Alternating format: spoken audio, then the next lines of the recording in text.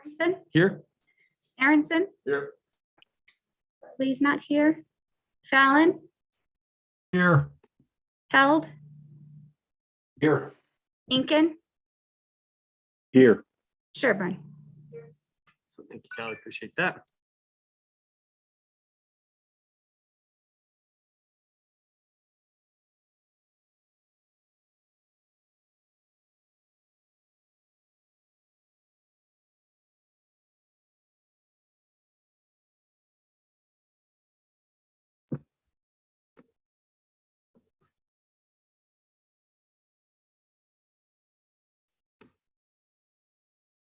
Not hearing anything.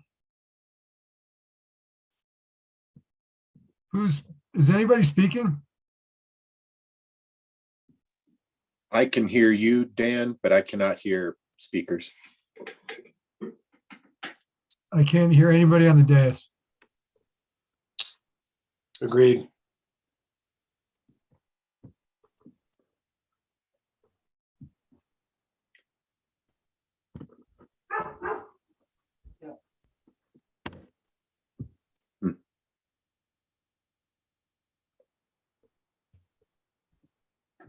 I'm sorry to interrupt, Mayor. Can anyone hear me or Councillor Fallon?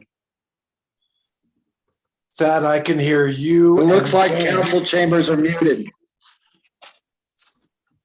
Yeah. We good? Okay. There you go. All right, how about now? Can you hear us? Okay. Can you hear us? How about this? Yay. All I can right. hear you. Can you hear me? Yes. Yes, yes, Great. okay. Then Andy or Dan, any questions? Or are we all good? No, just No. kidding. Did we adjourn? We all said yes. We're adjourned. Thanks. All right. Sorry, Linda. Great. Back to I you. wasn't nervous.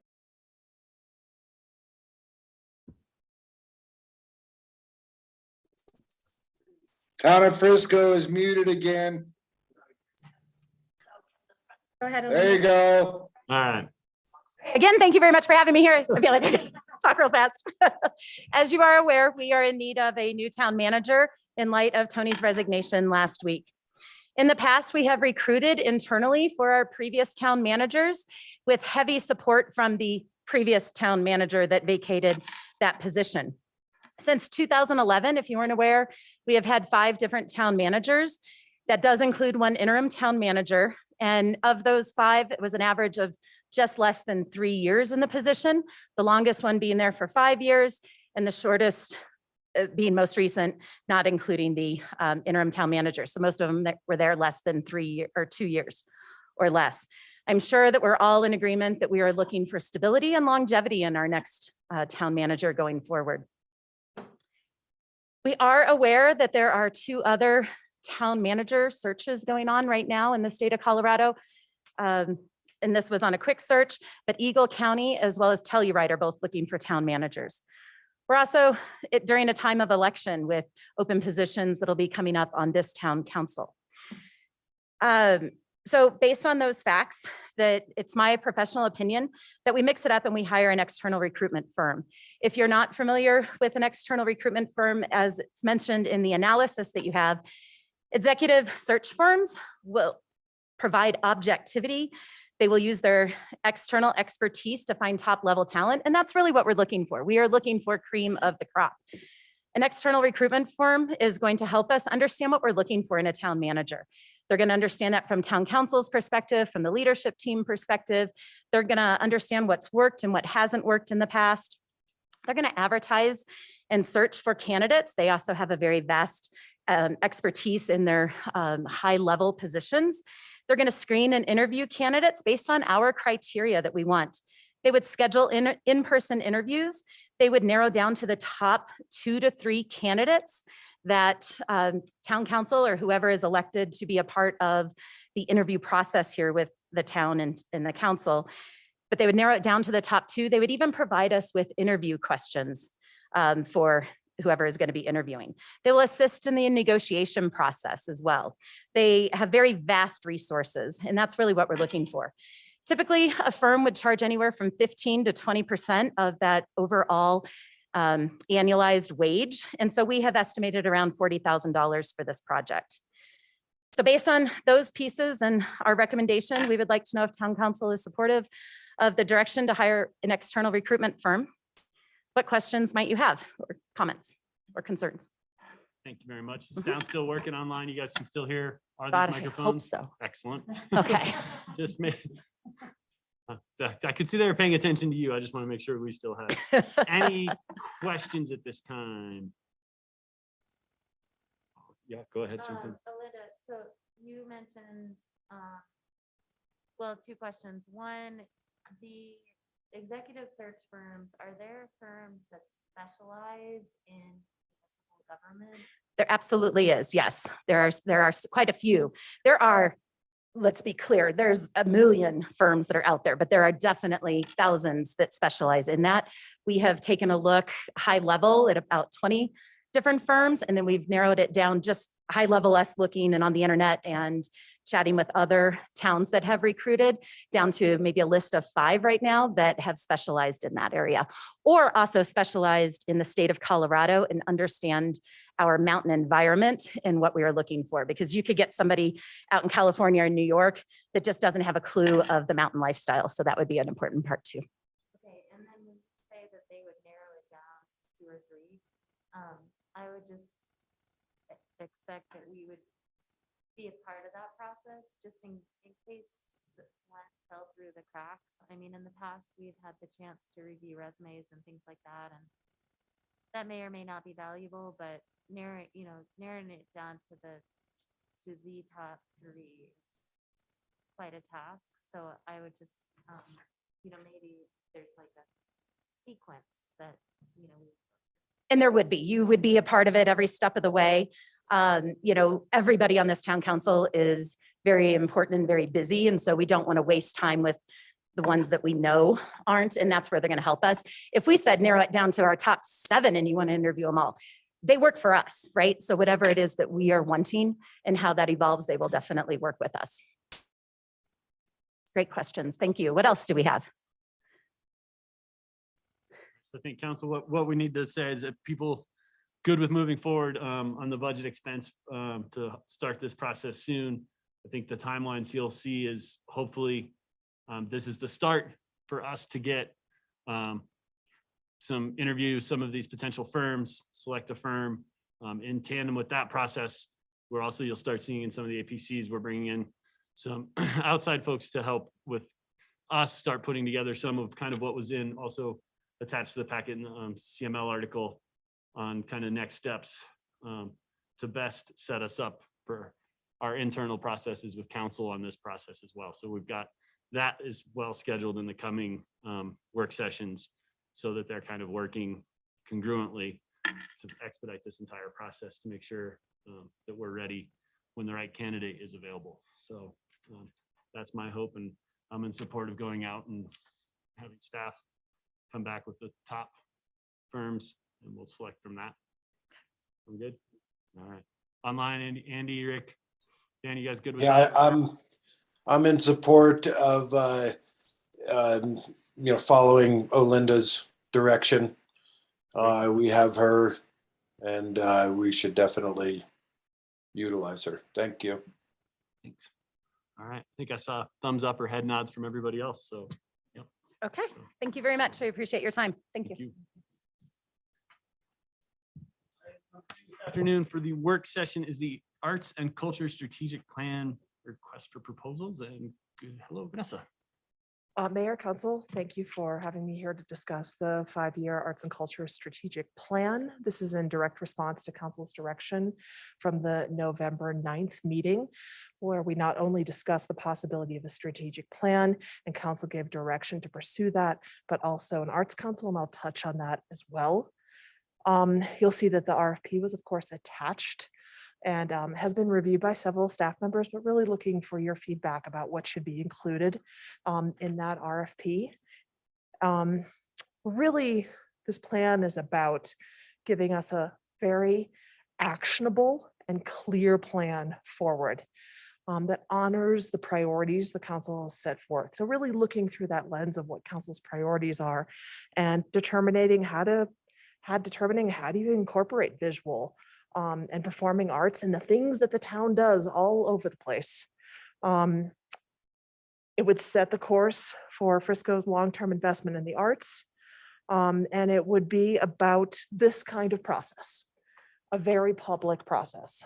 So it would be a consultant who is hired to lead the process and with town staff's support, providing everything from data to email outreach to marketing to make sure that that outreach is incredibly successful. Hopefully during the February meeting, council will be considering an ordinance establishing an arts council. And at that point, it would probably, 2 readings, at that point, it would probably take about 2 weeks to 3 weeks to go through an application process. And then council would interview the arts council. So how would the arts council fit into the strategic plan and the public input? Well, it seems like a lot to put on an art council to ask them to lead a process like this. And that's why we hire a consultant. We can tell them what we want out of this process. They would be there with a primary and important seat at the table because they would have been appointed by council to provide their expertise around arts. So they would certainly be part of that public process. But as part of this RFP, we've asked the consultant to be incredibly creative around the planning process. It's nothing like planning for arts and just having a bunch of meetings. I think our neighbors did an incredible job of incorporating the Chang piece, When I Die, a public arts project that's been done across the world. We would be looking to do other creative projects to really get people thinking about how a strategic plan would deal with the particular and unique needs of Frisco. In talking through the plan some more and thinking about it, I think it's very important in the RFP that I maybe spell out a little bit more so that we want the plan to be very clear and actionable. We don't want something that sits on a shelf. We want something that's really a roadmap to helping us get to the vision we want to get to, because this is going to be the plan that the Arts Council is really going to look to help guide what they are going to be doing. I would say beyond that, there are certainly things that we can add in the programming portion if we need a little bit more clarity around it. Like one of the things I put in this, we'll already have gone, as a council, you'll already have gone through appointing an arts council. But while we have these folks, why wouldn't we ask them for best practices around an arts council? How to make one successful, how to keep people engaged, how that process best works.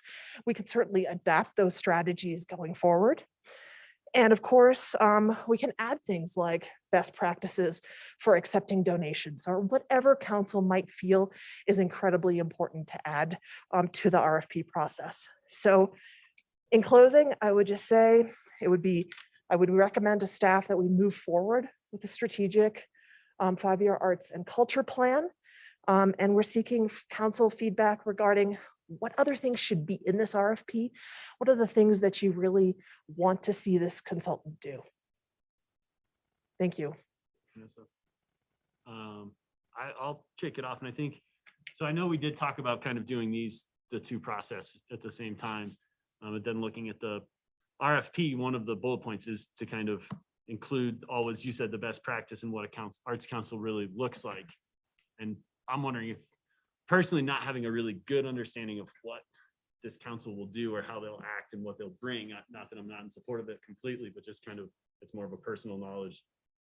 I feel a little more comfortable with getting the whole strategic plan back and then seeing how we can develop a council that then can meet that and has something to look at when they're interviewing for the job to be on the council versus kind of them happening at the same time and not really knowing, if some of the people who might be interested, the proposal or the plan comes out and it doesn't match kind of what their goals or vision was and any conflicting values that might, I don't even know if that's gonna be an issue, but I almost personally feel like going through to get the plan. And I think, as you mentioned, Silverthorne and Brex were shared here and they're amazing. And I hope ours looks like that. They're art in themselves, but then we can go ahead and move forward with the council creation, knowing kind of what that plan looks like and what that vision comes from. But that would be kind of, I guess, more of my question to to council and that side of things, but not to derail the process, but just to make it kind of clearer and better for everybody.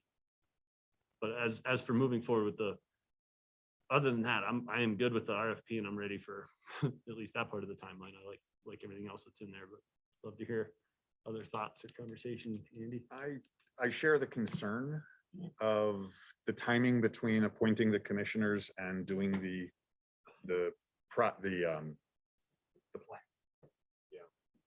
My initial thought is we really should engage the commissioners in the process, because that's why we're bringing the commission on.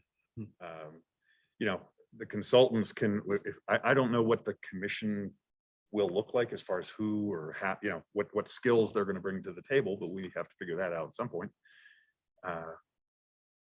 But having the consultants on board to help them formulate their path forward, as opposed to just dropping this document, you know, handing the newly appointed people a document and say, go do this. I want to engage them in the process of creating the document for the buy-in. So I'm wrestling with it too, but I'm leaning to this parallel process, and I assume that whoever ends up in the commissioners will be working together with the consultants as they come to the finish line. That would be my perception of the process. Yeah, as I said, they would have a primary seat at the table, and they well should if this is the road you decide to go down. I did appreciate, one of the things I thought the RFP was deficient in was a comment about how are we going to receive policies towards art donations. So thank you for That's adding great. that. We'll make sure it's in there. It will be added. Is there a general cost estimate? What's kind of the over under guess of what we think these RFPs are going to come in at? Yeah, we just went through an RFP process and the spread was about $150,000 between the lowest and the highest. So I'm a little loath to make an estimate. We have a budget for next year and we're going to be looking at the rollover as well from 2021, because of course we're a little stymied in our ability to do art last year. So what I'm trying to tell you is I don't know. By chance, yes, Silverthorne or Breck, what they paid for, and I haven't seen theirs. I know Silverthorne did theirs 5 years ago. It does not feel super valid to me. And I don't know when Breckenridge did theirs, and theirs is a bit larger scope than we wanted. And Parker is larger as well. I looked at their plan quite a bit. I'm sorry, I don't have a good estimate. I think it's going to be very interesting to see how the RFPs roll in. I just hate when I might be thinking 10,000 and you're thinking 100,000 and. Oh, no, we don't have that much budget. So Well, that's, we can't think that, right? We budgeted 50, I think, so. yeah, that's kind of where I'm at is Yeah.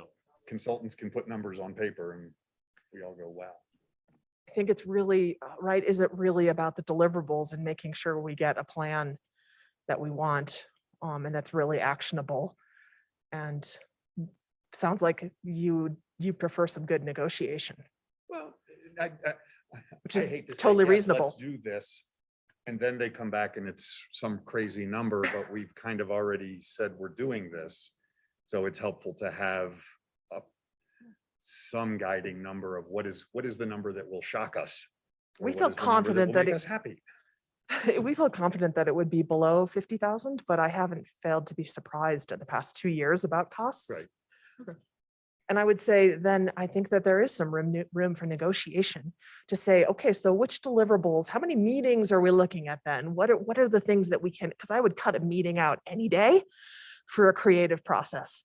So if that helps, like, let's try to get that cost down that way. I think I would just say, I've been thinking about the Arts Council as analogous to the Planning Commission. And for example, obviously the Planning Commission duty is to implement the code by the letter of the code, really. There's a little bit of gray area for some subjectivity.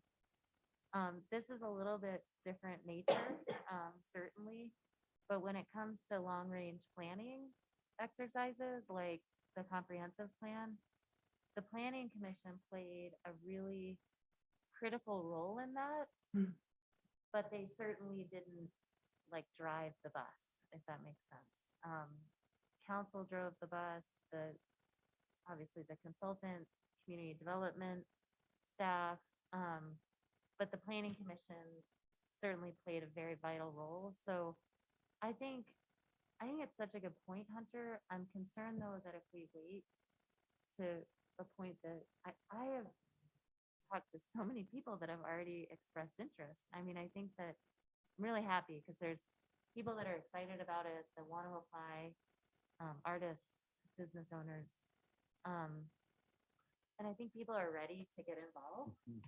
And there's something to be said for having a committed group of people engaged in this process, but they're not necessarily driving the bus, right? They're part of it. They're part of this collective effort. So that's kind of where I land on it. And I think after hearing the way Andrew and I think I was just thinking about it and apologize if this is how you said it and I wasn't connecting the dots, Vanessa, but I think Andrew kind of swayed me a little bit of, I kind of saw them not quite working together as much and seeing the plan being created and not in conjunction. So I apologize for that. And I do think, yeah, I'm changing a little bit of my, let's move it forward. And if they are working together, let's go for it. Like they're the right people to be helping with that. Well, to be fair, Mr. Mayor, I think I threw a wrench in there when I put in best practices for an arts council. Yeah. I wanted a little bit extra bonus out of the consultant, and I think I made that a little bit confusing. Yeah, I've got a little bit of a twitch whenever I hear those terms anyways. Folks online, anything to add or follow up or questions? Hey, Hunter. Yeah, Dan, go ahead. I'm kind of where you originally stood. In terms of monitoring or participating in public processes over the years, I do have a bit of concern about the influence of that group of people, however well-intentioned, or again, I think Andrew made a comment in terms of whatever criteria we evolve to assign people. I really think the process needs to come first, and anybody who wants to really inform the process really should be part of the public process. And I think this is a community plan. And I think, getting an understanding of the public process part of this that's going to deliver the plan in the interest of the community, I think comes first. Then I believe you have a template and people can kind of see what the goals are, the community goals are, what council's goals are, and anybody who would be who would be part of this arts council would have an opportunity certainly to be involved and influence the process at any point anyway. I just worry about introducing a parallel path or another level of vetting, either would be redundant or it's just an extra, just an extra aspect. I think historically we've had these public processes that have done very well in terms of delivering this. Then I think the council comes on board based on really this template that the community has produced, at least to the degree that goals have been identified, budget's been assigned. So that's kind of where I'm at. I'm where you were earlier. I don't have a lot of heartburn about it either way, but I think the process is cleaner and neater and more community driven if the council follows. And that's kind of just, again, based on so many of these public processes that we've all participated in. I'd like to think that the community, as they participate, really has the opportunity in the council to kind of frame the parameters of that. And then the members come on board pursuant to that vision. Suggestion. The experts are being hired to be experts. Let's let them be experts. Make it part of the RFP that they tell us what their recommendation is, because none of us, they're the only people who have done this before. So Yeah. I'd rather hear from them, and whichever one we pick, we probably will do what they say because we've picked them as being the smart ones. Because fundamentally, I'm not sure. Yeah. How do folks feel about that? Andrew's idea, it seems to make sense. Logical. approach. I'll jump in if I could. Yep. Go ahead, Andy. Sorry, we lost you on the screen, so sorry about that. Go ahead. Oh, yeah, that's okay. Yeah, so I'm, I lean with Andy as far as, I would want to see these experts being an integral part in the process, but we're already here. And so, in the essence of running down the road, I think we should keep the boat moving that way. They can always affect a change on the final document. We don't need to reinvent the wheel here because this has been done. We can pick and choose from, as Vanessa was saying, the number of different towns that she's seen this, successful in. I think let's get our arts council together as well. Let's keep running down the road and, we'll put it all together, but don't stop.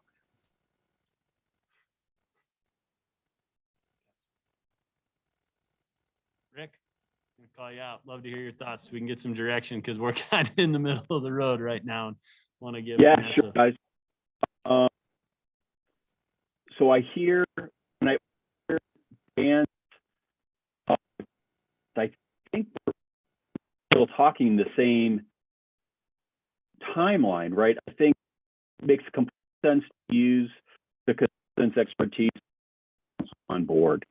With that, I think part of the public less interest in getting on the council, give them the understanding of what we're working towards.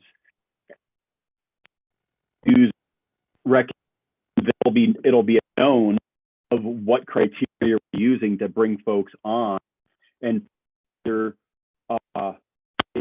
informed decision as a participator based on the process we're through that we're paying someone to do. So I do, well, might be a little strong, but where the RFP can go forward the way Vanessa written it, I think actionable stuff is a big component of it. And our no action item is going to be getting an arts council. And I think do that, that will perhaps in place for product delivery, be informed in signing up, document back, they can that entire process. And then lastly, just to put this idea out there is, as opposed to putting it out there with no financial stipulations in it, does it make sense to put a will not exceed number in there? Rick, I'm gonna your audio is really bad at best. It sounds like you had a Frisco cell connection. Oh, gee. Okay. Try to give a quick recap. So you're sounds like you were a little in the middle of both where Dan and Andrew were, but kind of you trust the process and the timeline to play out to get us to the best resolution because they kind of play off each other equally. Is that kind of what you were saying? Did you lose me? Oop, now you're muted. Is that kind of what you guys were? I'm totally fine. I'm totally fine with that. I mean, I think I think what I'm hearing is the Arts Council would really be the culmination of the strategic plan and really talk up the Arts Council throughout the process for people to get involved and ultimately apply to be on the Arts Council. And through that process, we can help define the composition of that council a little bit better. I think that's a great point. How about now, Rick? Do we have you any better? Looks perplexed.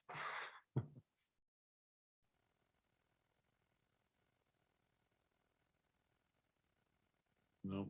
I think we lost Rick's audio for a little bit. Well, we'll work on that. We'll figure it out, Rick.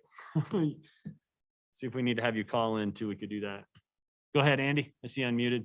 Yeah, just because we might as well fill it in. I'm in support of getting, of putting the RFP out there, and that's fine. It would help the process, I think, if we were to say not to exceed $50,000 or not to exceed $25,000 or something. I don't know what you guys are willing to put into it, but this should probably be a good part of our budget initially to get this thing off the ground, but then our budget would also roll over into the following year and be able to be used towards art or towards anything the Arts Council potentially needed.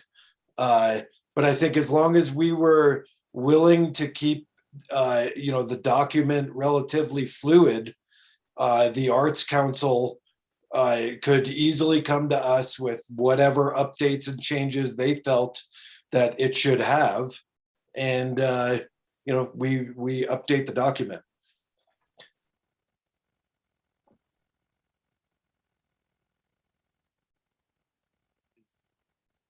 Is Rick still on or did he? Logging in. Must be Anybody reloading. else? Oh, here, hold on, actually. Oh, there it is. Is that any better, Rick?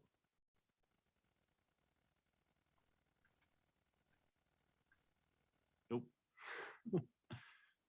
All right, so trying to figure out, summarize kind of where the balance of where everyone is, and it seems like the overall timeline will work. And kind of what I'm hearing is that, and tell me if you heard this as well, Vanessa, is that kind of we hope that the once we get proposals from the RFP and starting the interview process, that the two will kind of simultaneously, and I think the way Melissa put it is the end result is the RFP is complete with the kind of seating of the whole commission, or not the seating up, but the commission will help with that. And then those two will come together on that.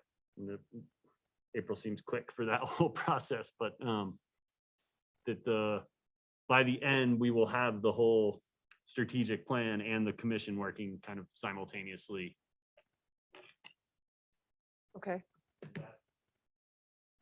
So I think your original timeline is good, and we're supportive of that, knowing kind of that we're a little lost in love to hear what the plan is for a good commission as we are going through those interview process. The way I think your timeline reads is that we can have those conversations in the interview for commissioners as our plan is being built.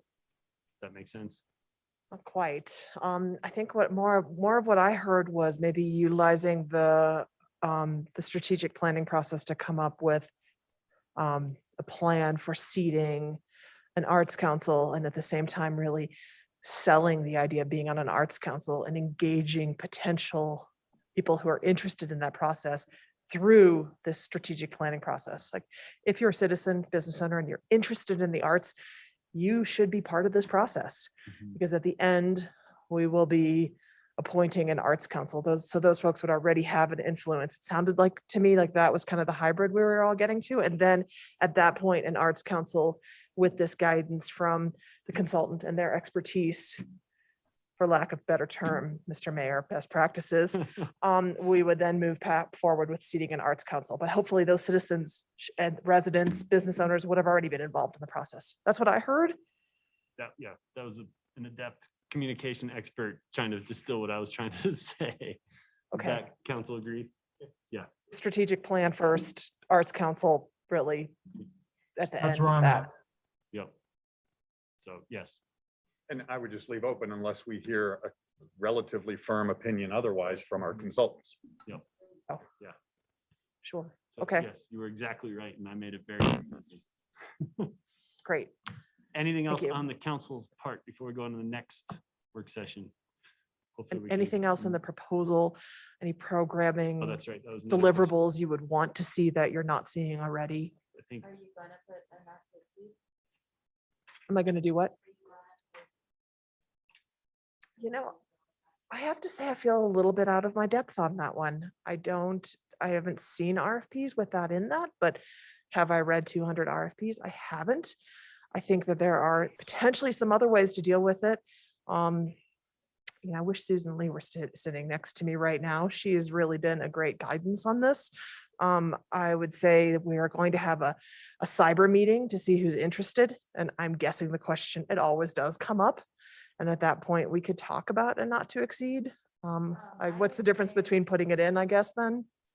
Just as food for thought, having been on the other side of RFPs so many times, if you put it in there, that's what you're gonna get. Mhm. So, Weird.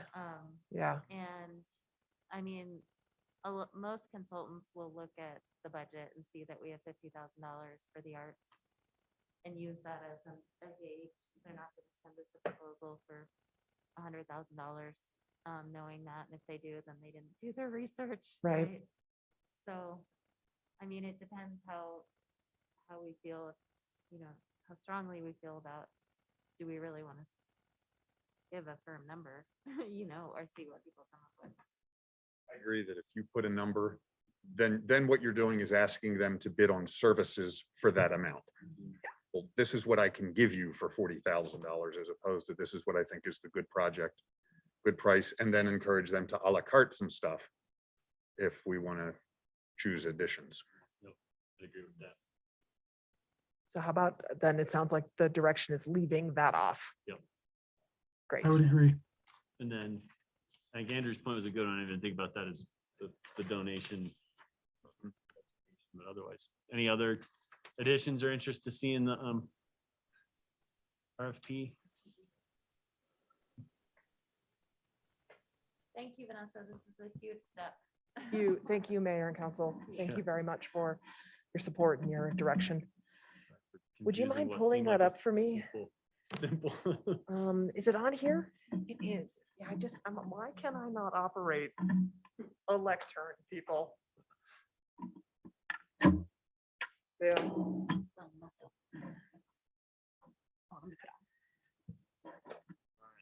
Next item is the Pitor Kopitek. I never pronounced it correctly. I don't know. I apologize. Memorial Frisco Arts Scholarship. Vanessa, you can correct me again, I'm sure. Just Peter, I believe. I mean, Peter, and I've never done a good job with his last name either. I apologize. So for I'm that right as there well. with you, It is Peter. Peter. Kelly, I'm really, there you go. Yep. Delightful. Thank you. And then I have to say glasses and masks do not work. They just don't work at all.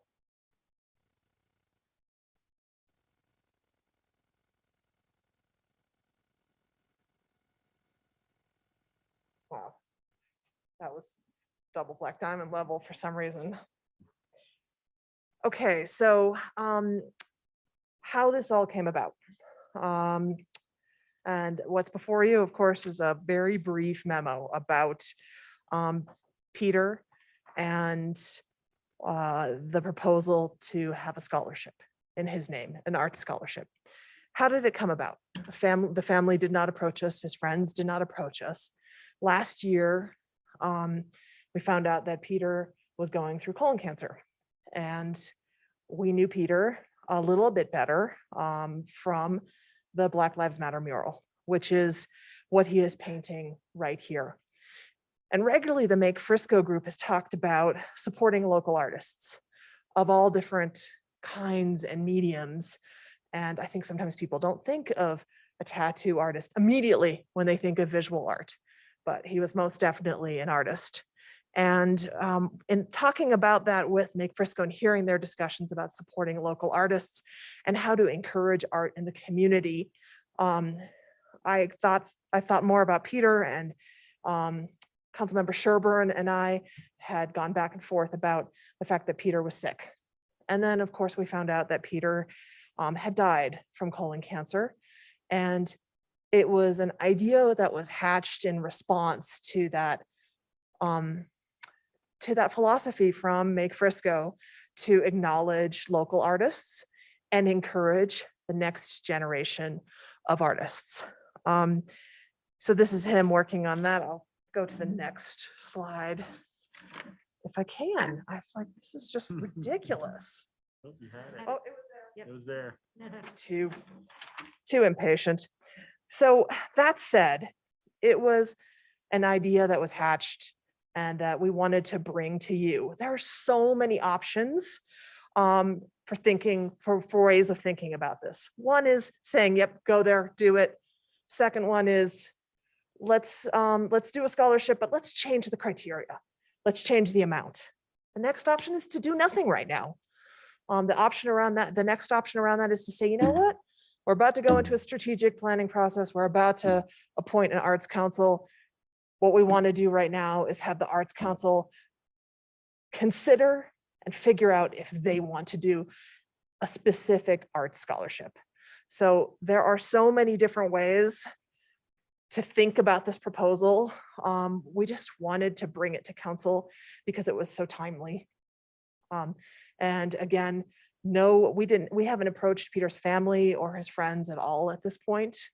But wanted to just send it on out there to see what would the direction be around a scholarship. So council, mayor, any direction you can give about how you'd like to move forward would be great. Thank you. Go ahead, Andy. Thank you. Thank you, Vanessa. I knew Peter, and Peter was he was the sweetest guy. You would never necessarily know, covered in tattoos, face tattoos, and most people wouldn't engage with Peter, but like he was everybody he came in contact with. He brightened their day always, whoever it was, wherever it was, if it was riding up on the hill or it was, doing art in his studio or doing art outside of his studio. He came to me for guidance on wood carving because he just decided, I want to carve wood now. And that was the kind of artist he was. And of course, I give him a little guidance and the guy makes something that, I would have taken me 10 years. He was really a prolific artist in our area and, around with all, other people involved. He really wanted to be involved in Make Frisco. And I'm pretty sure it was just that he was battling cancer and, he couldn't spend the time. And so I personally think that, it would be great to, to do this in honor of him. I think $2,500 is not enough in any case. I would easily venture to say $5,000 for an arts scholarship, because what's $2,500 going to get you nowadays as a scholarship? And, putting his name on it, I had discussed with a few other council members before, putting his name on it. I think even though he only lived here for about 5 or 6 years, it really marks what he did, and even if you didn't know him, he did have a big impact on this community. And so I'm in favor of it. So that's it. Thank you.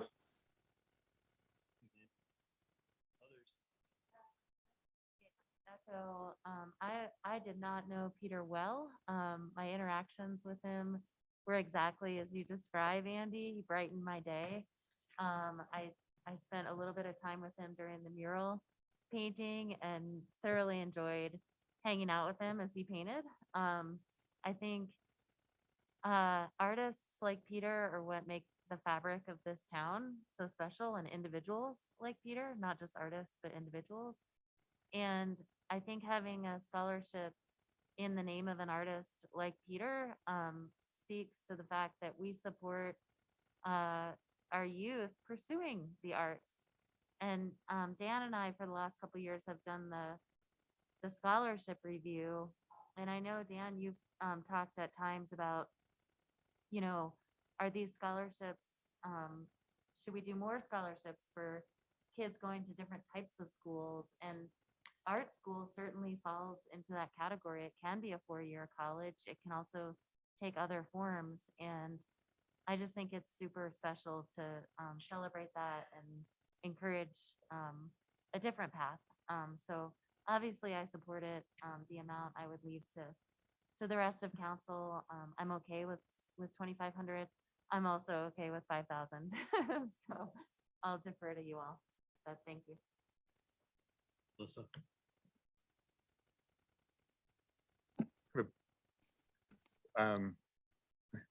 First, my disclaimers. I didn't know him. I don't, so no statement reflects any opinion of Peter. It's more of a process issue. I mean, should we be giving scholarships? I checked with the Summit Foundation, which monitors with the school our scholarships. Last year, just for reference, we gave 11 scholarships totaling $19,000, ranging from $1,000 to $3,000. Can there be an arts scholarship? Sure. I love the idea of making a designated scholarship within our already existing process, as opposed to creating a new process. I mean, if you want to honor him or arts and say that within our guidelines of scholarships, that we have one in particular that is an arts scholarship, great. And then at budget time, we will hopefully adjust our total scholarship amount to reflect that we're adding designated scholarships. So I just, it's a process thing for me. I don't like recreating an entirely different process when we already have one. You know, Frank can say that we've had some truly wonderful, committed people to our town for longer than this. He owned a business. He was, I'll take everybody on their word. He was a great guy. But to have a named perpetual scholarship for somebody who was here for 5 years and worked on a project seems a little bit of a low bar for giving the magnitude of a perpetual named scholarship. So I'm good with an arts scholarship. I just think we're setting a precedent that's a little tough to justify when we have other people in our community who may expect something similar because their commitments are far greater. I would partially agree with that. I agree with, again, let's not recreate the wheel. You know, we can easily apply to our process and or improve our process. But I don't see a problem with, you know, doing named scholarships. And if, you know, people who have affected the town should be recognized in different ways, then they can be and should be. Dan, did I see you jumping in? Yeah, are you talking to me?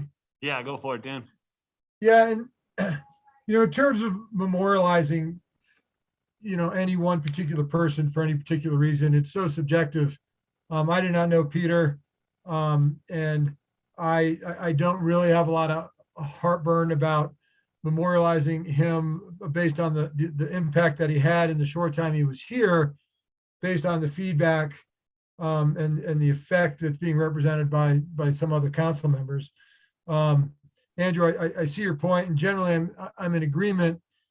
This really hasn't come up much over the years. I don't imagine that, you know, we're going to start to see a deluge of potential applications for these kind of things. I think for whatever reason, in terms of the memorialization aspect, Peter did touch some people, and I have no problem commemorating that or honoring that in terms of this type of memorialization. I wouldn't support a dollar amount more than the max scholarship they're already giving out for academic excellence, which is $3,000. I would want to keep it in the existing within the existing process as we vet applicants. We can either do it as part of the process or concurrently with the process too, but just, you know, the same people who are reviewing those can easily look at that. My question would be, you know, and Melissa, you're aware of this, you know, we kind of got to where we landed with our existing scholarship process because we had so many people, so many young people who were so qualified. It was difficult to kind of create that, to recognize that and honor that. And so my question is, if we create a $3,000 scholarship and 4 people apply through the regular process, are we just rewarding one person with $3,000, 4 people with whatever that fraction is, so a quarter of that amount, or what is the process when we're trying to recognize more than one person who's in that, who's kind of trying to apply in that category? Because what happened with us was we just said, well, we'll just come up with some more money and recognize more people, which is fine. I think at the end of the day, for a town like Frisco with this kind of discretionary budget dollars, this is the right thing to do.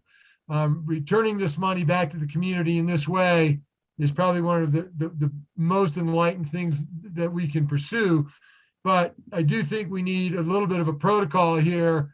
So, so moving forward, that criteria is more clearly defined.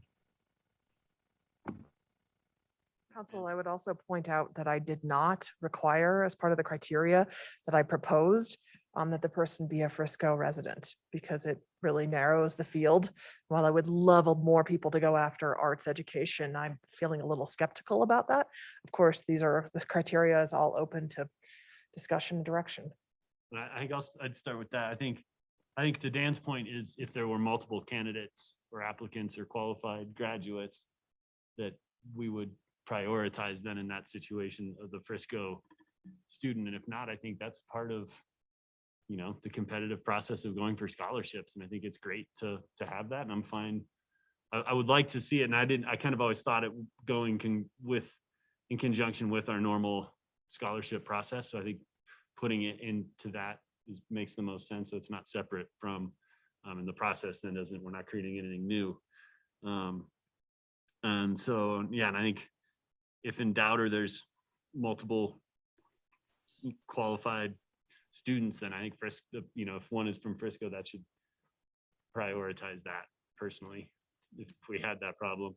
And I think to Andrew's point, I was thinking, this might be a great start and a great way to honor Peter and his commitment to Frisco in this town is if he was here for 5 years, then maybe this is a perfect thing where we start as a council with the first 5 years of this art scholarship is in his name. And then our arts council can then create or find the next local artist who makes the most sense to have that honor for the next 5 years. And it kind of then becomes a living scholarship through the arts council and through the community. So it continues to honor those. And it doesn't always have to be an artist who has passed away in our community. It could be somebody who's still thriving artist in our community who then could work with and mentor potentially that scholarship recipient moving forward. And so that way, I think to Andrew's point, a little more comfort. And I'd also love to check with the family before we go through with this. But then, for a good 5 years, he is the foundation of this idea and this program. And then we move that honor onto another local artist and kind of keep it going that way. It's a thought I had listening to the conversation. Hunter, can you hear me okay? Yeah, we got you. Welcome back. Great. Hey, thanks, guys. I turned my video off, obviously.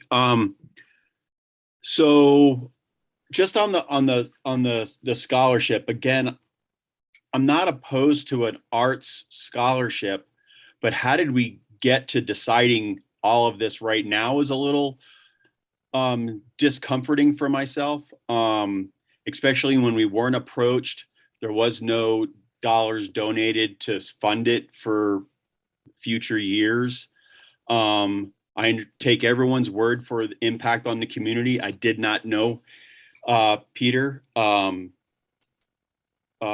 Folks I've spoken to did interact with him and know some of his impact within our community.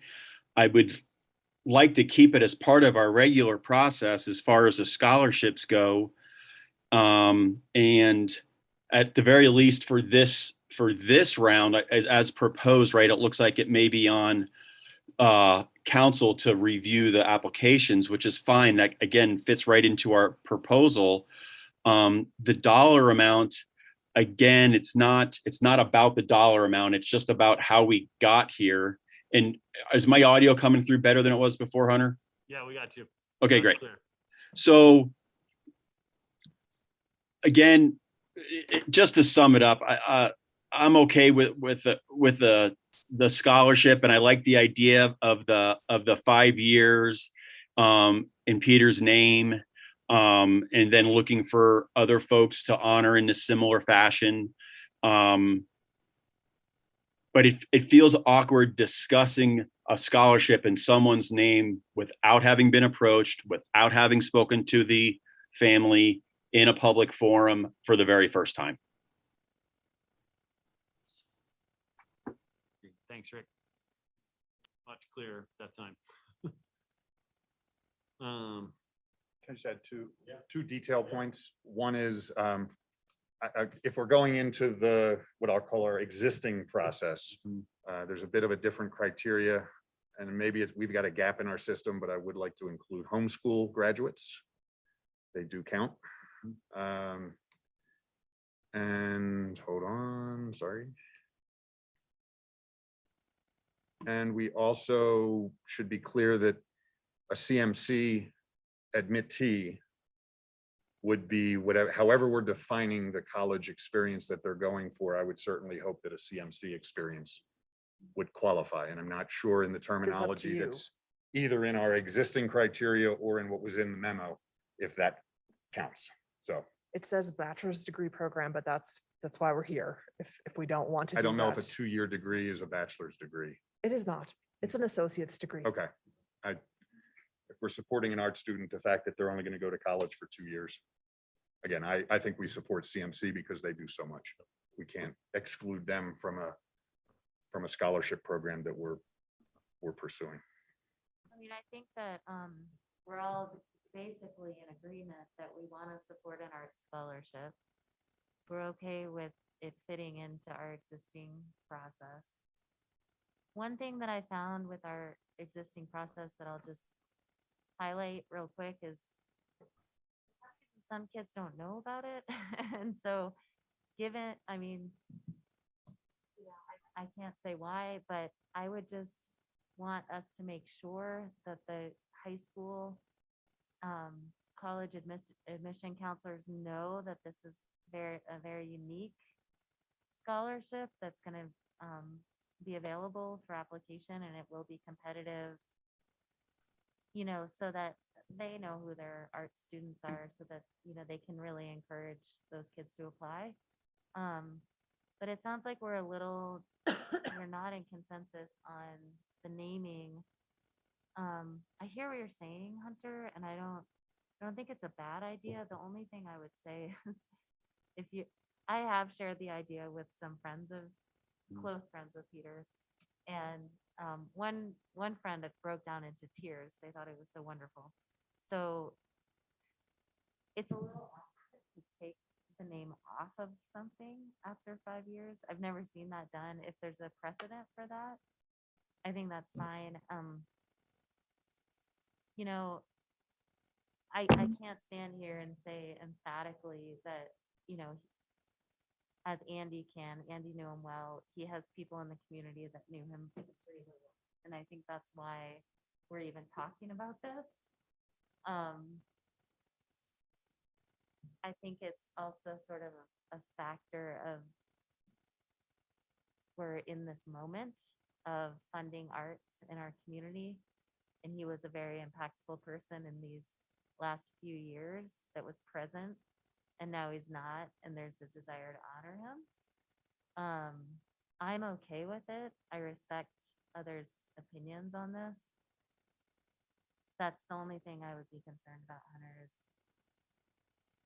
when a name, you know, a name is taken off of something, it's kind of like, how are his supporters, just a little, I don't know how I feel about that, but I just want to say that as well. I would say I respect and appreciate both of those approaches. As a staff person who would be hopefully the person who would be working on this as well, it would feel fairly awkward to say you've lived somewhere 5 years, so it's the 5-year scholarship. I don't think that was your intention, but then to have to call people and say, well, we're no longer going to have that memorial scholarship, I don't know how that conversation would go down. It does feel a little bit, feels like a tough one. Possible, I'm sure, but a tough one. Can I jump in? Yep, go ahead, Andy. Yeah, I am in agreement with Melissa there and Vanessa. You know, that's kind of like after 5 years, we're going to forget about you, you know, and like I feel like we do that too often with our fallen comrades, you know, you know, so we're talking about like $2,500 here. You know, so like, let's create another one. Hunter, I think this is a great idea of yours, but let's create that for like for current artists or that sort of thing, and put another $2,500 forward for the arts, or something of that fashion. But I am, I'm good with putting his name on it and having it be his for perpetuity. Good. I'm gonna quickly, just so we can kind of work towards wrapping this up. Come back to you, Andy, but Melissa, I think to add in what Andrew brought up, are you good with the associate's degree for a program like CMC with this as well? And make sure that we include any homeschooling graduate? Andy, are you good with those two additions as well? I think we have Yes, consensus on- yes, I am.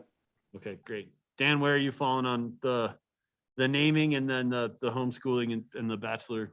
It's, versus I don't have, I really don't have strong sentiment either way. I would go with the sentiment that feels strongly about memorializing Peter. Seems like the reasons are valid, and I support that. I got no reason not to. It's a $2,500, at least for now, $2,500 scholarship. And like we said, I think the Arts Council or I don't want to limit this to arts necessarily. I think this is a good time to have this conversation, but I think it's a good place to start, and something that for the Arts Council and future councils to take up down the road based on how they view the discretionary budget. But we're here right now, and I think it's a good play. So I'm down. I would like, personally, I would like this to keep this limited to Frisco, with homeschooled, however they schooled, however, wherever they derive their education. I would like to keep this to at least this 10-mile basin, but Frisco kids, if you will. That's kind of where I'm at. I'd like to keep this a Frisco scholarship, however you define Frisco in terms of its geographic extent. Dan, our existing scholarship program is Frisco, including Evergreen, Bills Ranch, Frisco Heights, and Frisco Terrace. Yep. That's our current geography for our scholarship program. Correct. With agreement from Andy held on that direction. Melissa, Rick, how are you feeling about this direction? I'm good with that direction. I like the keeping it within the same geographical area, and I'm just going to leave it at that. All right. Andrew, you feeling comfortable? All right, sounds good. And yeah, I think, I think the biggest thing is making sure the family's still comfortable with it before we proceed, if we can get in touch with them. I'm sure Absolutely. do that, but otherwise. And thank you, Council Mayor, for the thoughtful discussion and great direction. And heads up, I hear Councilmember Sherburne loud and clear that I was counting on counselors at the schools to spread information about this scholarship, but we should be doing a better job as a town to spread the information. And we'll do that. We'll take that on. Yeah. Thank you. I think making sure that Rose has those photos in that at the museum. So in 50 years, when people ask who Walter Byron is, they can also ask who Peter is, and we'll have a place to send them so they know what his impact was in the community. Great. That wraps up the work session. We'll take a roughly 10-minute break. See everybody back here at 7 o'clock. Hey, Hunter, can I Yep. throw something out there real quick? Going Please. back to, take just a second, I promise. Go for it. I don't know if this is appropriate to, this is about the RFP and what we'd like to incorporate into that. We've had a lot of conversations about a campus, revitalizing the historic, expanding the animation of the historic park to kind of include an arts campus component, maybe, is it possible to have that, or is it appropriate to have that as part of the RFP process without blowing the scope out of the water and the budget? Or is that something that should be revisited by next council in a different light? It seems like a good opportunity to see how other communities might be approaching this kind of animated living workforce type of focused environment. Is that any thoughts on that? I think May I they're weigh in? separate. Yeah. Separate? Under future arts and culture programming, there is the first bullet point, live workspaces for creatives. But to Councilmember Fallon's point, we could certainly point out that what we're specifically looking for is a treatment of the historic park and any other possible opportunities. I don't want to guide us into a use of historic park without exploring all options. Okay, So to me, historic park is a planning process in and of itself. Happy to have it be a part of this as they can suggest it, but I don't want to make it a focus. That's cool. Just wanted to get it out there. Yep. so Nope, keep it appreciate general live workspaces. Great. Great. Thanks, Dan. All right. See everyone at 7.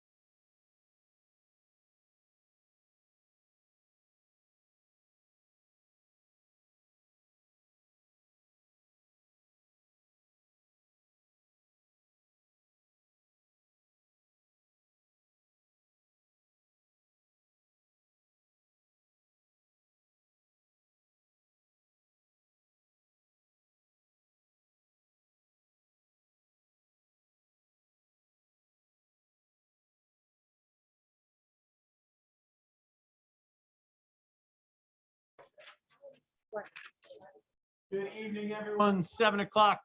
I would like to call to order the regular meeting of the Frisco Town Council. Callie, do you see if Council or Mayor Pro Tem Burley has joined us to add to the roll call? She has not. So no additional council members present. First up this evening, I would like to do public comment. Anyone wishing to make a public comment may do so now. Please keep your comments to no longer than 3 minutes. State your name and your address for the record. And if you are online, you can raise your hand. We'll unmute you and call on you. Anyone wishing to make public comments? See any online? None. None in chambers. I'll close public comment. Jesse is on. Oh, Jen, Jesse, okay. And for the record, Mayor Pro Tem Jesse Burley has joined the meeting, was not an original roll call at the work session. So thank you for that catch. On to mayor and council comments. Any comment? Yeah, please. I've got a comment. It's a big night for the arts, and I wanted to just make an announcement that the Summit Nordic approached the town about, if you all remember, 2 years ago, we did an event called Frozen Frisco, and it was in conjunction with Eat Ski and Be Merry, and it was really, really fun and really well received. Last year we did it, but it wasn't as big of an event, or as quite the same. We're really excited to bring it back this year. It will be February 26th at the Nordic Center as part of the event, and so it'll be staged in that what do you call it? Just that little meadow there, right at the entrance of the building. And so look forward to that. I just wanted the rest of council and the community to know that we are planning that, and Vanessa is leading the charge. A number of Make Frisco artists are leading the charge, as well as the Summit representatives from Summit Nordic. So anyways, thank you. Thank you. I'd like to take a moment for those who weren't at the work session earlier today or haven't read the entire packet, but just recognize and thank Tony O'Rourke for his time here in Frisco. He's submitted his letter of resignation to us earlier this last week, and it has been a whirlwind of accomplishments and activity with Tony in town. And I just want to personally wish him the best on his next endeavors and adventures in life, and appreciate his time here and the accomplishments that were made in that time. So thank you, Tony, for all of that. Other comments from council? Seeing none. Diane, any additional staff updates that weren't in the packet? No updates. Thank you. Next up is the consent agenda. Mr. Mayor, I move that we approve the consent agenda. It's been moved to approve by Councilmember Sherburne. Is there a second? Second. Second by Mayor Pro Tem Burley. Conversation on the motion. Question, please.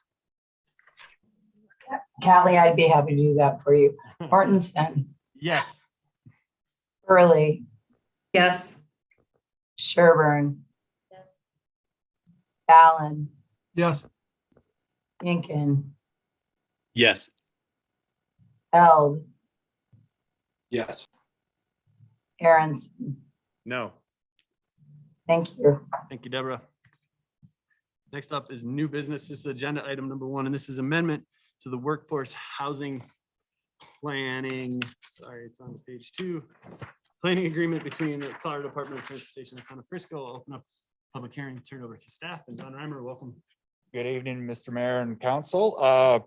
So just a quick clarification on the title of this. It does say extension, but technically this is a new agreement because the original agreement between the Town of Frisco and CDOT expired in December 31st upon completion of that first part of the contract. So a little bit of background, the town and CDOT entered into a partnership in 2020 in order to develop an 80% design for the property that's owned by CDOT at 619 Granite for workforce housing.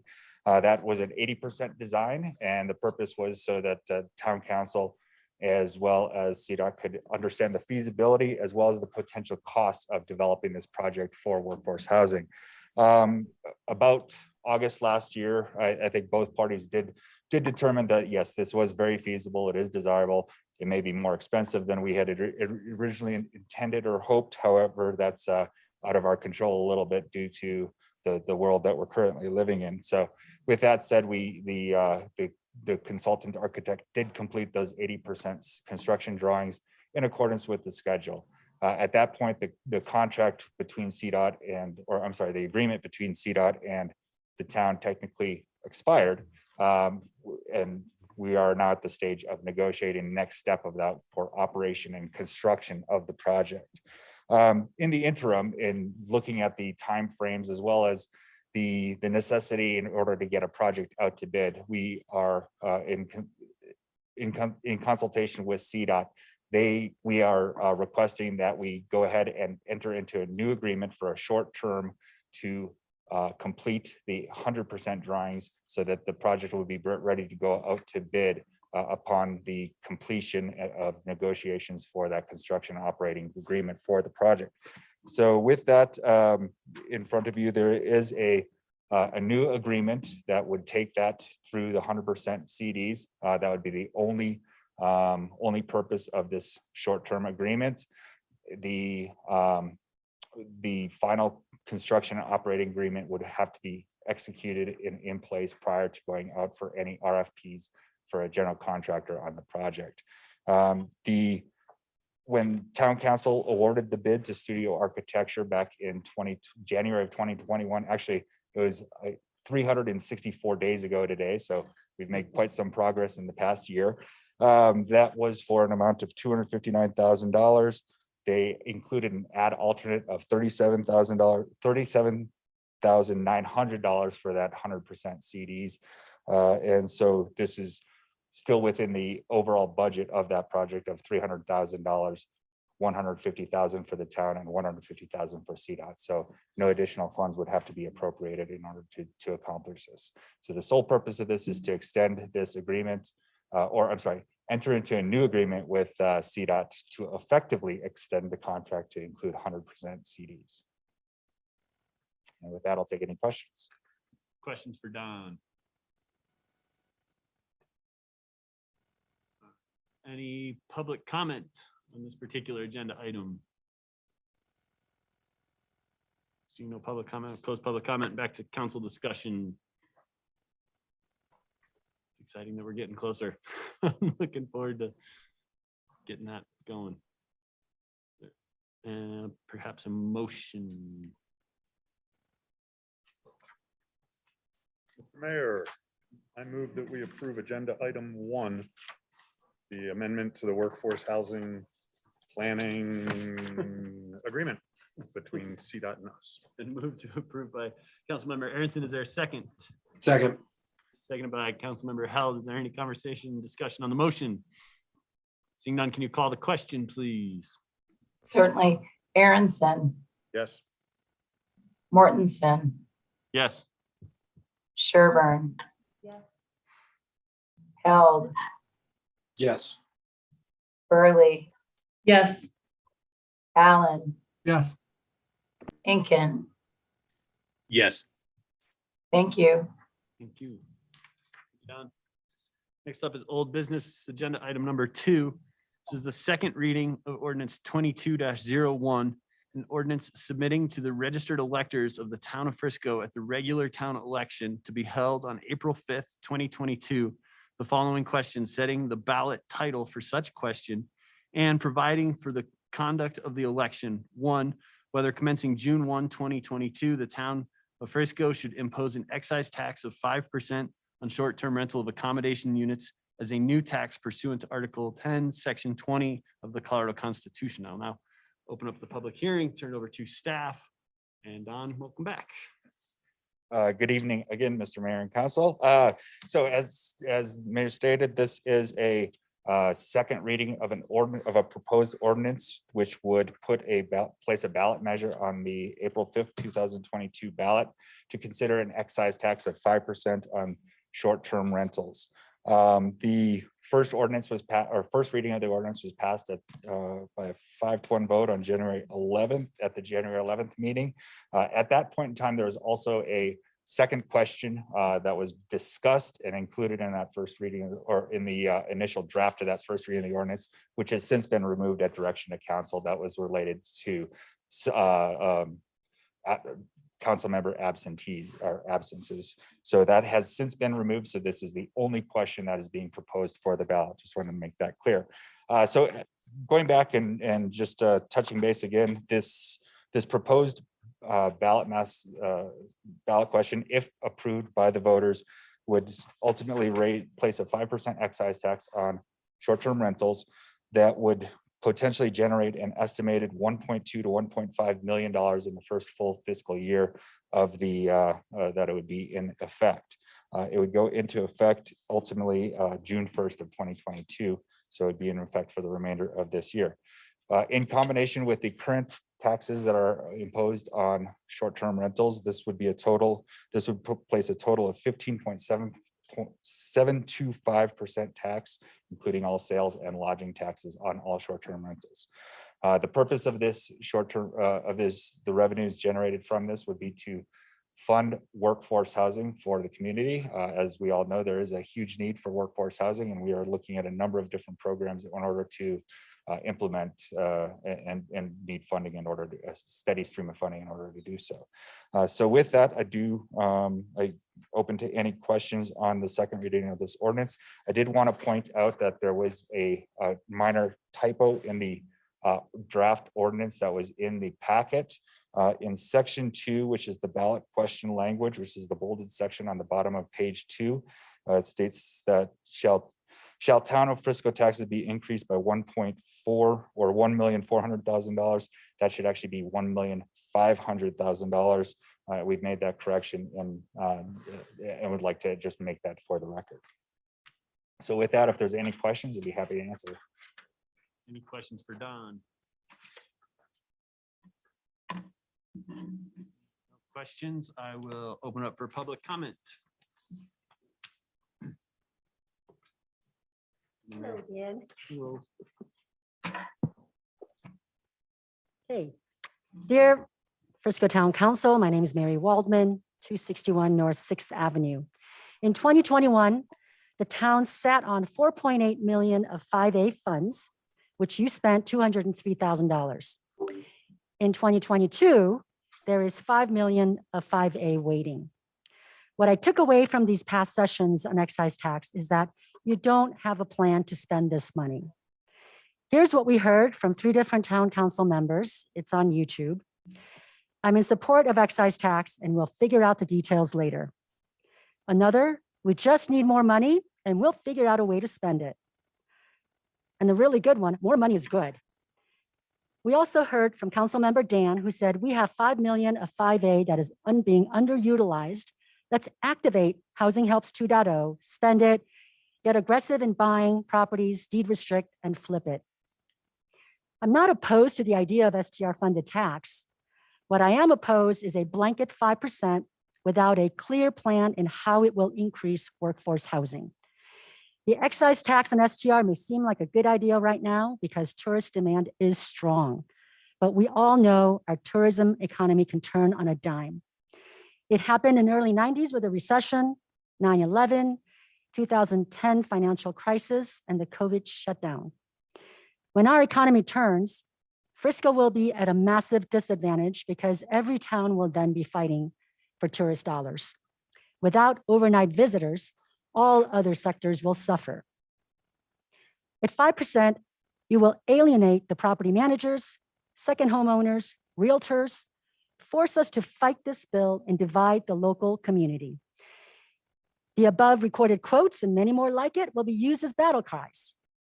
None of us want to go there. I love this town. It's a waste of time and effort. I'd rather work with the town towards a sustainable and supported lodging tax that everyone can support. Without a town manager and a housing program manager, you'll find it difficult to spend any money you collect, let alone the 5 million sitting in your coffers. Yes, lodging business is strong, but you know what? Our expenses have skyrocketed. You just increased the housing program manager's salary from 60 to 90, and it's still looking.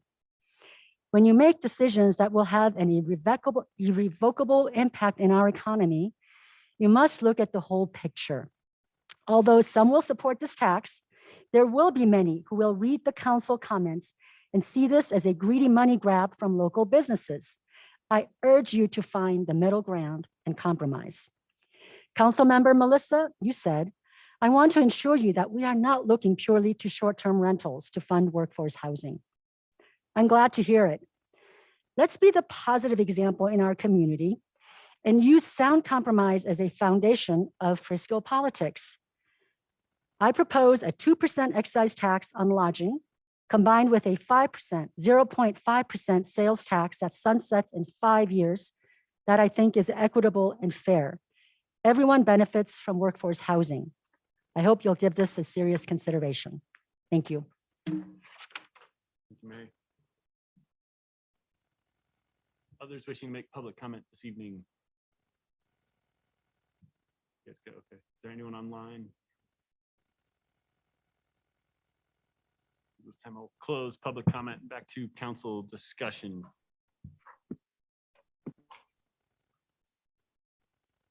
I guess I would just say, I think where I stand on this is true, but I'd just like to point out that for at least the past so many years, I can't remember what, but we have always talked as a council of holding as many and as much of our 5A funds for the CDOT project, knowing that it would be expensive. And that money has had an earmark on it and is not sitting wasted in an account, but it has been, and if you've been a part of the conversations over the past years in working towards the CDOT project, that we have been knowing that that will tax all of our 5A funds and that we had a plan for it. And that plan has always been well articulated throughout councils over the past few years. And as we did tonight, we will be at 100% construction drawings to make that come to fruition soon. So to say that we have not done nothing with that funding, I think is untrue. We do have a plan, and I think we've done a pretty good job in spending other of those funds in our first rounds of housing helps, and we are encouraging and broadening that. So there are plans, and we do have a strategic plan towards housing that we're working towards.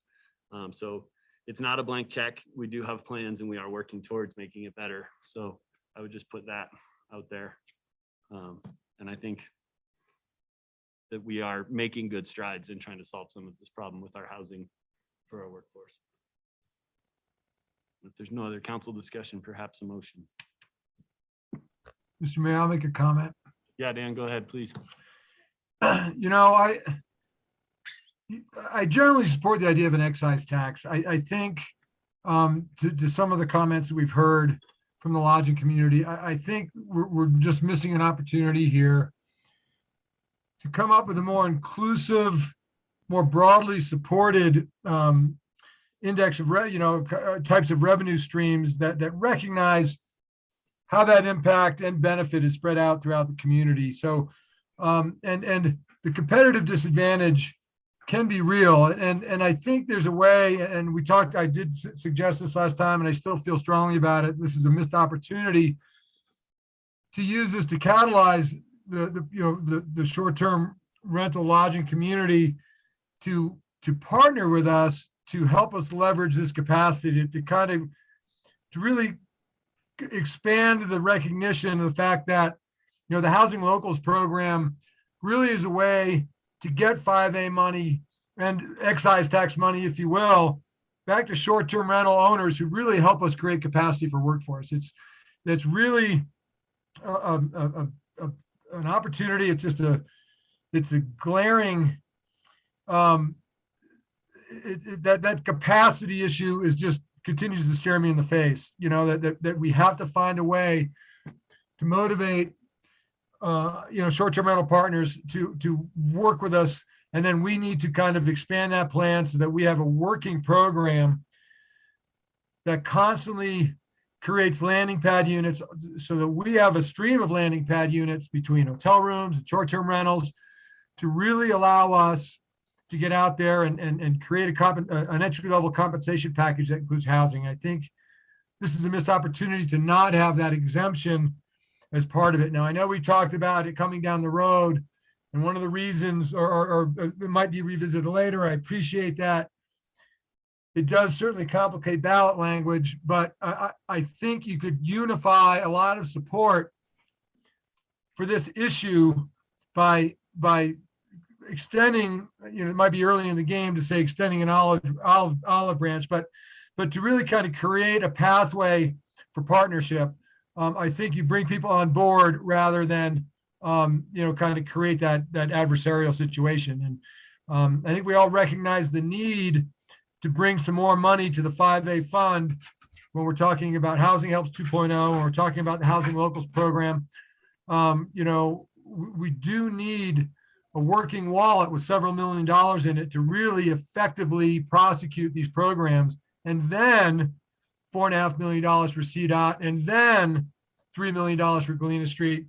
So it's obvious that we do need to raise some money, but I think there's a way to do this with a more gradual approach to introducing and then gradually raising the excise tax. So anyway, I'm still not in support of the ballot language the way it is. I think we're getting after this. We're getting after it in a hurry. And I think there needs to be some more guarantees that we're going to create a way to bring this short-term rental component, these property owners and property managers on board with us to try and get this capacity working for us. And I don't think this is the best way to do that. So that's why I'll still not be in support of this the way the ballot language is. Couple things. One, Mary, thank you. You come to us and you present respectfully and intelligently and logically, and it is heard. And whether you're representing your own properties or those who you represent, it's appreciated. In your comments and some others, there seems to be, yes, this particular item that's going on the ballot, I hope it goes on the ballot, is directed only at short-term rentals. But it's not the only source of funding. There's sort of a perception that that's where all the revenue is coming from. And the reminder that we do have the 5A sales tax on everything. Those that are zoned residentially and utilizing their properties for the business of short-term rentals are receiving the tax benefits of our, I'll just call it our real estate tax system without an adjective involved. We're not just picking, there's more to it. I also think we do a lot as a town to draw people into our town, which benefits the short-term rental owners. So it's not as if we're not promoting tourism, which is the basis of the short-term rental market. So we're out there to help. I think this represents a fair share.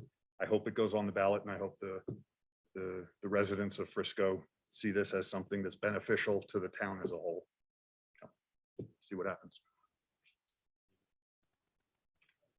I'll jump in. Go ahead, Andy. Yeah, thanks. I still feel the same way as far as just the bottom line of the short-term rental business has come in and pushed out the long-time local and has created this revenue stream for people who are not paying the commercial taxation as they would be listed as a hotel or any other lodging. And so, I feel that, paying more of that part is not remotely going to affect the bottom line of property managers who are benefiting from, this boom in short-term rentals. I do appreciate, Mary, your approach and your position. I personally just don't happen to agree with you. And, 1.5 million, as Andrew was saying, is a drop in the bucket of what we're trying to achieve here. And just as Hunter was mentioning, we've got plans. Things move slowly. We have not spent that money for a reason. And that money is going to be used when the time is right, when we need to, right? But that's not enough money. We need to make more money for workforce housing, bottom line, in order to, provide more housing for the locals. I also, yes, recessions and all. I've been here since the 80s and I've seen 2 recessions. And, Summit County, because we are a desirable place to live, we basically flatline during recessions. We don't tank like everybody else does. And then we just keep going up. That's been the trend. That is the trend. I believe the future for perpetuity is that people will be coming here, whether we like it or not, whether we draw them or not. Denver has the land and the potential to expand greater than any other city almost in the world, is what they're saying. That's why they say DIA is so special, is because of the ability to grow. And so I believe as the seas rise, people are going to come to Denver, and every weekend they will be in Frisco. And, that's not going to hurt anybody's business that way. And then, to wrap it up, the bottom line is that, we're not passing this. We're letting the people decide. And I wish we did it more often, where the people actually had a say in what, how we're allocating funds and what we're taking funds from. And if the people of Frisco believe that, this would be a valid avenue to raise money for workforce housing, then so be it. I do believe that for short-term rentals, as I do when I travel extensively, we use Airbnb and VRBO around the world, and we go where we want to go. Whatever gets tacked on is how it is. It is an expensive venture to go vacation in the beautiful places of the world.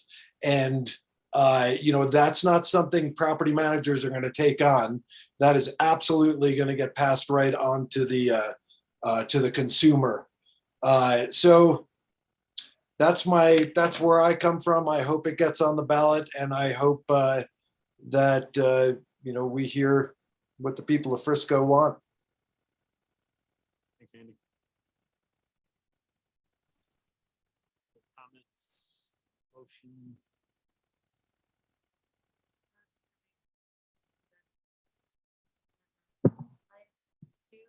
Your speaker got quiet, guys. Yeah. Can you hear me? Thank you. Can you hear me? Okay, there you go. Yeah. Mr. Mayor, I move that we approve on second reading agenda item number 2, ordinance 22-01. Been moved to approved and by Councilmember Sherburne, second by Councilmember Aronson. Any discussion on the motion? Seeing none, can you call the question, please? Certainly. Incan, Yes. Burley, Yes. Eld, Yes. Aronson, Yes. Sherburne, Yes. Mortensen. Yes. Thank you. Are you going to call my name? Oh, I'm sorry, Dan. I apologize. I didn't see you and I got lost in there. I apologize. Alan. Oh, yeah. No, I'm going to vote. Thank you, Dan. Sorry about that. Jesse? That is all on this evening's agenda. Motion to adjourn. Motion to adjourn. We are adjourned. Thank you. Thanks, everyone. Thanks, guys. Great first meeting. Very effective. Thank you.